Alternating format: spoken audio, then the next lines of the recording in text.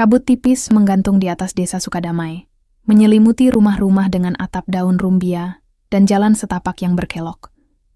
Kehidupan di sana dulunya tenang, diwarnai suara tawa anak-anak bermain dan obrolan hangat para tetangga di warung kopi.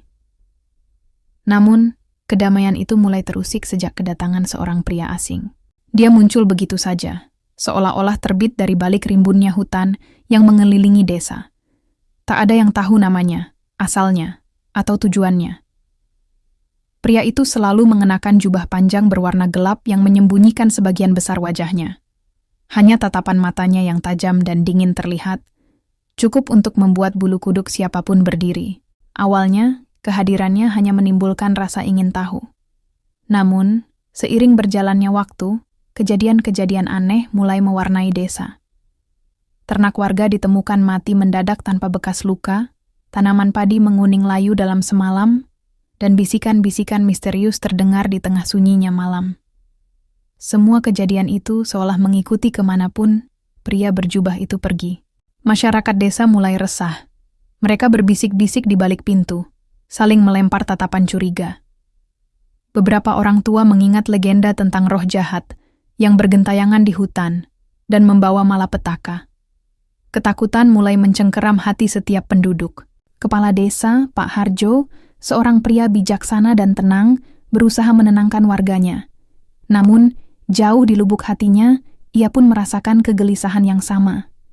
Ia telah mencoba mendekati pria misterius itu beberapa kali, tetapi selalu gagal.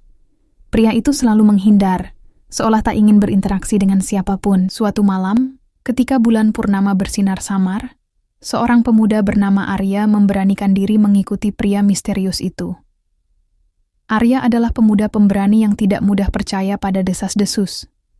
Ia yakin ada penjelasan logis di balik semua kejadian aneh ini. Arya bersembunyi di balik pepohonan, mengamati pria itu berjalan menuju hutan di ujung desa. Langkah pria itu tenang, namun ada aura misterius yang kuat mengelilinginya. Arya terus mengikutinya hingga mereka tiba di sebuah gubuk tua yang tersembunyi di tengah hutan. Dari celah dinding gubuk yang rapuh, Arya melihat pria itu mengeluarkan berbagai macam ramuan dan buku-buku kuno. Arya terkejut. Pria itu ternyata seorang tabib. Keesokan harinya, Arya memberanikan diri mendatangi gubuk itu. Pria misterius itu tampak terkejut melihat kedatangannya. Arya menjelaskan tujuannya, mengatakan bahwa ia ingin tahu mengapa kehadirannya membuat resah seluruh desa. Dengan suara berat namun tidak mengancam, pria itu akhirnya berbicara.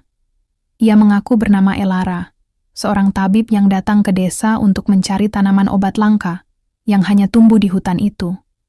Kejadian-kejadian aneh yang terjadi bukanlah kesalahannya. Ternak mati karena penyakit menular yang baru mewabah, tanaman layu karena perubahan cuaca ekstrem, dan bisikan-bisikan yang didengar warga hanyalah suara angin malam yang bertiup melalui celah-celah rumah. Elara menunjukkan ramuan-ramuan yang sedang ia buat, menjelaskan khasiat setiap tanaman.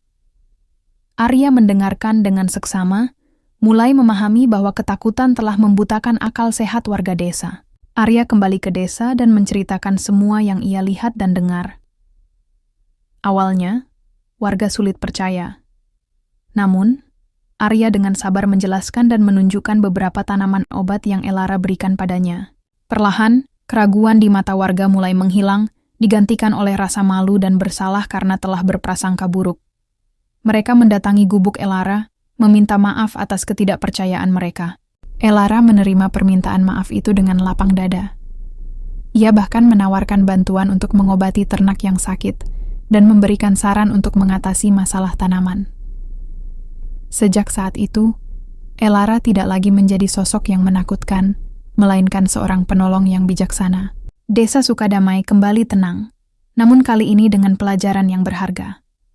Mereka belajar bahwa prasangka dan ketakutan dapat membutakan kebenaran, dan bahwa seorang pria misterius pun bisa menjadi penyelamat yang tak terduga.